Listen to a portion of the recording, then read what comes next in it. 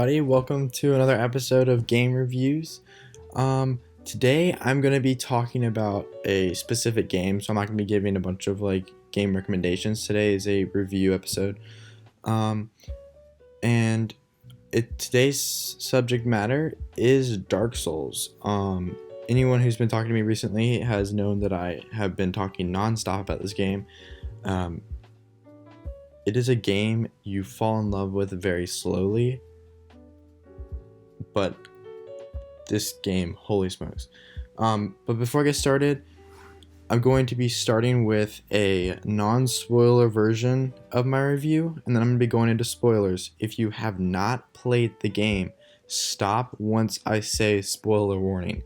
Do not watch any further, because if I could go back and play the game without any knowledge of it, I totally would, and I'm jealous of anyone who has not played the game and has no knowledge. This is a game you don't know you don't want it spoiled until it's too late. So do not spoil this game for yourself. Go enjoy it. But yeah, I'll be telling y'all when I'm about to start going to spoilers. So a quick little review before that. This game, for those of you who have not played it, it is a game, as I've said, you slowly fall in love with. It's one that it takes a little bit of patience to work through, because it teaches you through repetition. Most RPG like sword games like Legend of Zelda, they tell you almost when to dodge or roll or things, but what makes this game difficult is you have to watch for those signs. There's not going to be a flashing button saying press A when this happens. No, it's you're gonna have to learn to watch when enemies are about to attack, and don't see that as it's the way it teaches you how to play is very different from most RPGs. So that's why most people consider the game to be super difficult, and it teaches you through repetition, and most people would consider that a lot harder. It's why a lot of people, you need to have the patience to sit through it, but it is super rewarding if you're able to do it. Trust me, very rewarding. So if you haven't played it, I recommend going and buying Dark Souls 1. I would recommend Demon Souls, but which is the very first game, or it's considered the very first one, but that one is a PS3 exclusive. There are some emulators you can use online to play it, but if you have a PS3, go play Demon Souls. I really want to play it. I don't have a PS3 though, so I'm limited to what I have. But yes, Dark Souls 1 Remastered. Okay, so stop here. If you haven't played the game, go play the game. I promise you, you do not want this spoiled. But that's my spoiler warning. If you don't listen to it, then shame on you. That is a big tragedy. Almost as tragic as this game. Alright, so with that aside, Dark Souls. Let's talk about it. Dark Souls 1 Remastered, holy smokes. I've been playing through it, and right now, as of recording this video, I am on the final boss of the game. I know as soon as I beat it, it goes into the New Game Plus, where it immediately starts you over, but you have all your stuff still. And I'm trying to make sure I do everything before I start the game over. But basically, I finished the game for the most part. I already know about the ending. This is why I wanted the spoiler warning, because I want to talk about the ending of a lot of the Dark Souls games. Because I actually had Dark Souls 2, the ending of that one spoiled for me. That's why I'm super, just want to emphasize the point of, you don't want these games spoiled. So if you're still here and you haven't left because of the spoiler warning, please leave. I can't say that nicer. You don't want this game spoiled. But okay, let's get started. For real this time. Holy smokes, where do I start? This game, it's amazing. It starts off with it's got beautiful game design, beautiful audio. The thing with the audio, which most people, you would think, okay, there's gonna be music throughout the game. The only time there's music is in the boss fights. So there's no music whenever you're walking around, just the sound of your footsteps or enemies and stuff, which is why sound cues are very important. But they did a phenomenal job with the sound cues and the sound design of the game. which actually I want to get into talking about the final song of the game during the credits, called the Nameless Song, but I'm going to talk about that a little later. So throughout the entire game, you're like, when you start the game, you're told that you need to go ring these bells, because that's the test of the undead or whatnot. And you go and ring the bells after defeating some bosses and etc., etc. And then they're like, okay, well now this giant serpent tells you need to go collect a bunch of boss souls from like these guys so that you can open the gate to the eternal flame and destroy the king, or and then kindle the bonfire, which will reignite the Age of Fire. Or you can decide not to do that and walk away, and that will bring the Age of Dark. A little bit of lore background. As the game starts with the intro, there's a little intro like cutscene kind of thing. There was the Age of Dragons, and it was just dragons, and then there was like mist and whatnot, and then the gods went to war with the dragons, defeated the dragons after. Well, first they defeated the dragons, and with like the power of these souls that they found, and those souls, there's 4 of them, which take the forms of the different bosses. You've got Nito, who finds the souls, I think it's like death or something like that. Then you have it's one of the witches. Is it Izalith? I can't remember. One of the witches, she finds another one of the souls, and then the king finds one of the souls, and they use those to take down the dragons. And then the humans, there's the dark soul. Now that turns into the Age of Fire, where the gods are in control and everything. And the thing is, the Age of Fire starts to die. The darkness starts to take over. And that would bring the Age of Man. Now, the gods don't like this, so they try to kindle the fire and keep it going. And it ends up where the king sacrifices himself to keep the fire going. Now, as you've already played the game, you would know that the king kindling the fire doesn't last for forever. He didn't make a permanent solution. And in the form of a tragedy, his ultimate goal of preserving it by sacrificing himself was all for nothing, to delay the inevitable darkness taking over. Which brings me to my next point. The player, at the end, you have the choice of reigniting the fire by sacrificing yourself or walking away. And as we've seen from the king sacrificing himself, it's delaying the inevitable. So no, you don't, as the player, you've been through this whole thing being told that you can save the Age of Fire or bring the Age of Dark. You're not actually in control of this. You can delay the Age of Dark, but the Age of Dark will come. You only get to decide how soon it comes.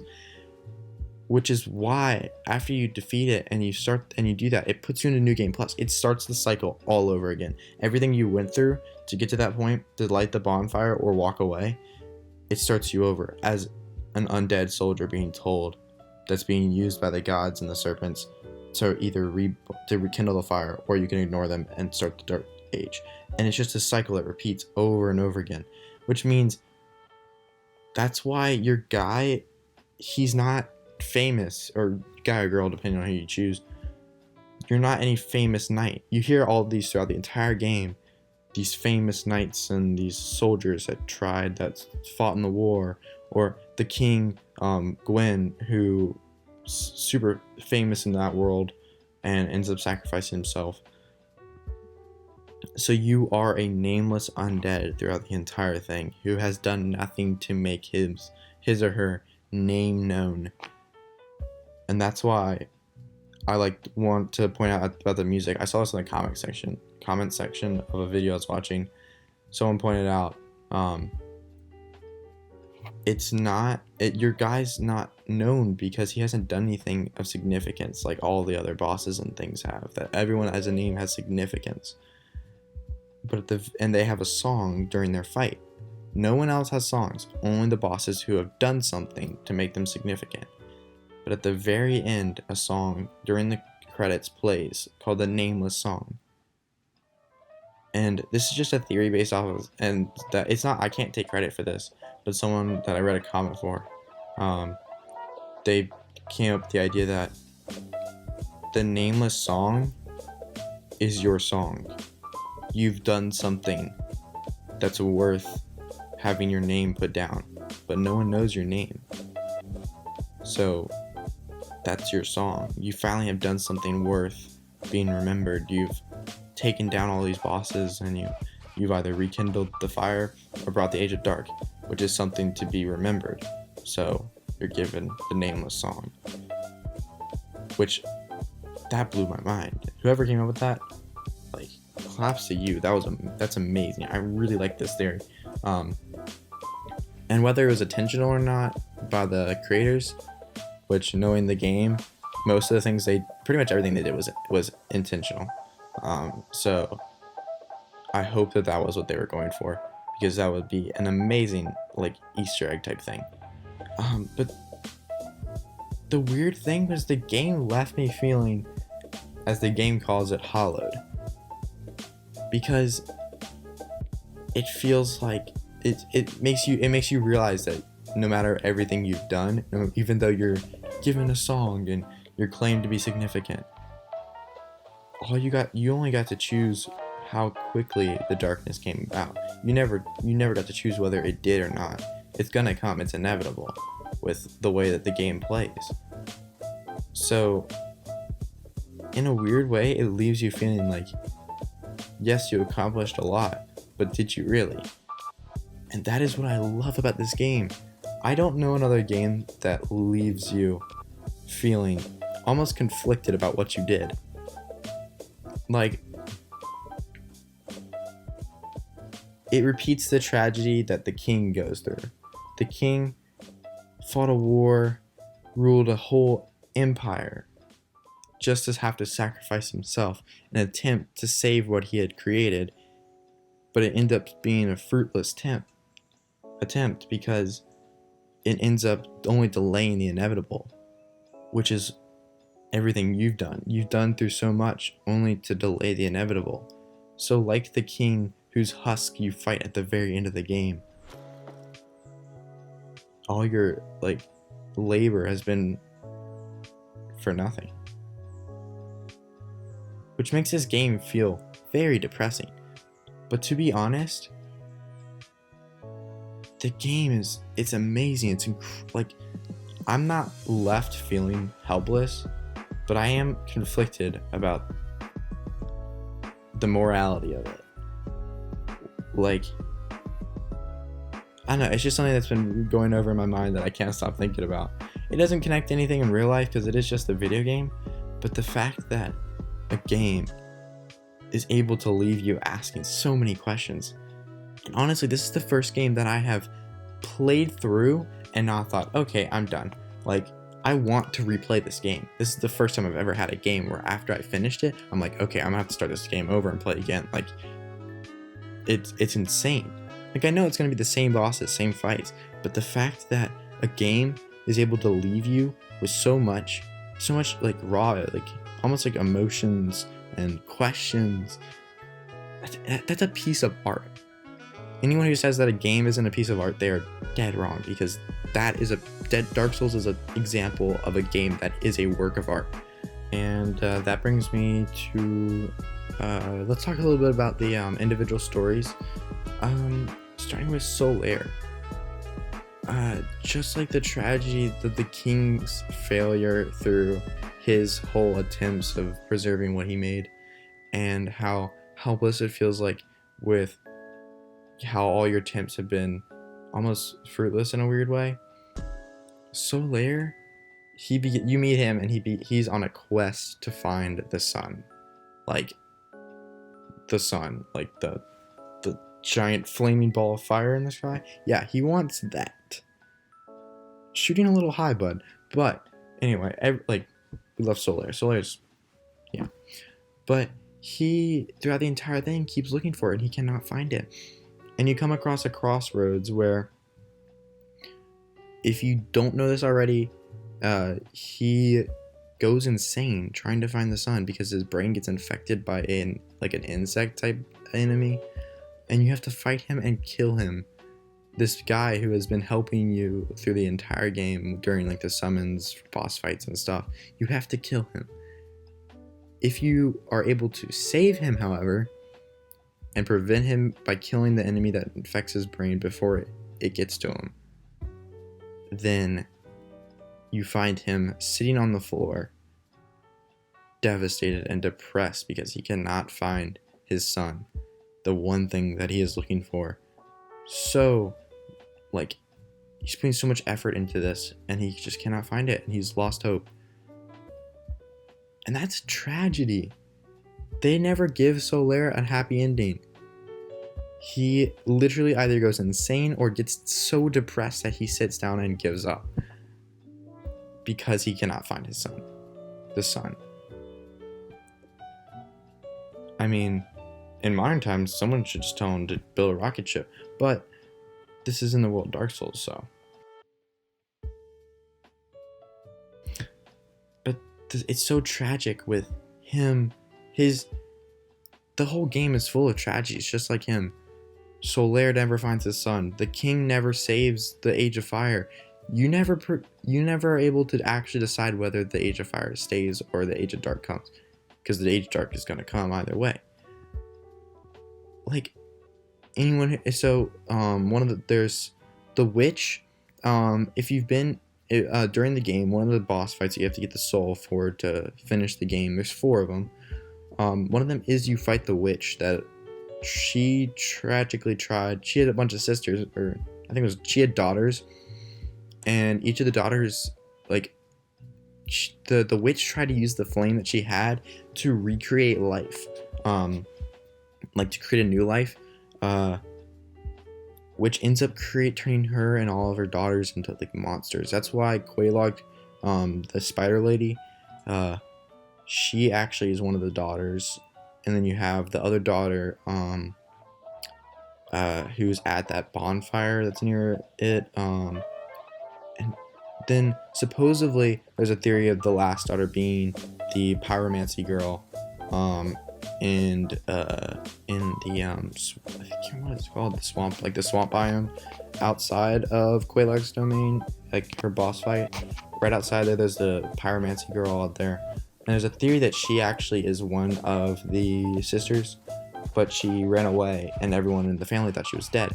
And her brother ends up becoming the giant demon when you get through towards where the demons are, the giant demon, that's like, he doesn't aggro when you get close to him. He just kind of like stands there until you pick up an item over at this altar thing, and then he aggroes.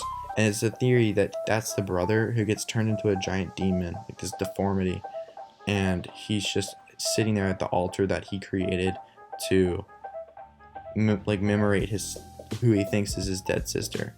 Like, he thinks that his sister died, and that's her, like, clothes. So as soon as you take it, of course, he gets angry. But yeah, the whole family has a tragic ending. Which is why, like, this whole game is full of tragedies among all the characters. Even with the DLC, which Artorias, holy smokes, that boss fight is amazing. I got into that boss fight and it was just intimidating. He fights you with one broken arm. They said it was inspiration from Guts from Berserk. And you could definitely see that. But yeah, the intimidation factor is there. I love that boss fight. Definitely my favorite one. But yeah, he is supposedly, he died while trying to protect Sif as a baby, as like a baby little wolf, and he sacrificed himself to save Sif, which in of itself is a tragedy. And then you have Sif, who carries around the sword of the dead guy who protected him. And, like, I don't know, the whole thing is just full of just these sad stories. But you won't notice them unless you take the time to read and the lore. And that's why I love this game so much, is because the lore isn't given to you. They give you a little bit. They give you just enough to make you want to find more. But the rest of it's inside item descriptions and boss fights and little hints and visual, like, clues and whatnot. And yes, some of it I think is a little bit of, like, they're almost like I feel like some of the things are like half red herrings, where they're not like it's not that they're like that they're there just to mislead you. It's that they're there because everyone misinterprets them. Like they're there to make you think one thing, but they actually mean something else. So they kind of act as a red herring to distract you from what's actually going on. But the whole thing, that's what I love about the game so much, is that it's left with so many holes, not plot holes, but like question holes, where you're like, it's where like there's obviously something that happened, and the game developers know what happened. They have the whole thing in their heads, but they're not going to tell you it because they want you to think about it and to leave it, just to fill it with your imagination. I know the game developer, the main guy, I can't remember I think it was like, out of respect for his name, I'm not going to try to pronounce it out of fear that I'll butcher it, because I can't remember it off the top of my head. He, as a kid, would read a lot of books, but some of them were in English, and his English wasn't very good. So he had to fill in the gaps with his own imagination. And that's what Dark Souls does. It makes you have to fill in the gaps with your own imagination. And that's a beautiful thing. That's something this guy, the creators of this game series, gave us a gift of this game that allows you to use your imagination and fill in the story however you like. It's left open to interpretation on purpose. And that is just a beautiful thing. So,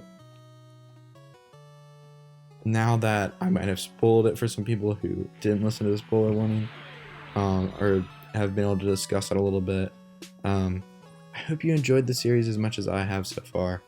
I'm hoping to play Dark Souls 2 in the future. The rest of the Dark Souls games were supposed to come to Switch, but I think it's gotten delayed a couple times, probably with quarantine. But we'll have to wait and see. I'm really hoping they come out on Switch soon though, but otherwise I'll probably just buy them on Xbox.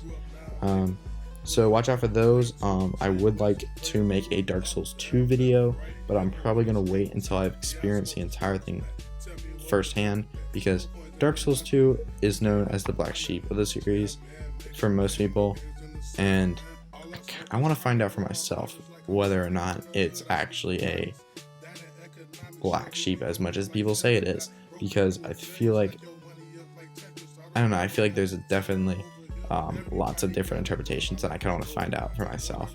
So watch out for that video. I'm hopefully be able to do that eventually. Who knows? But yeah, thank you for watching. If you've gotten Dark Souls 1 on Switch and you want to do like some PvP or something, just let me know in the comments. Happy to play with people. But yeah, thanks for watching, and of course this entire thing was my opinion. I do need to say this entire thing is my opinion. It is okay if you disagree. It's okay if you agree, because everyone's entitled to that. So thank you for watching, and I hope to see you next time. Player 1, player 2, show your ass what players do. Up, down, left, right, hit them with a strong attack. Yeah, I smoke the strongest back. Tell me what is wrong with that. No coins in the laundromat, you can't help but honor that. Jam man, make a man, more games than the Sega man.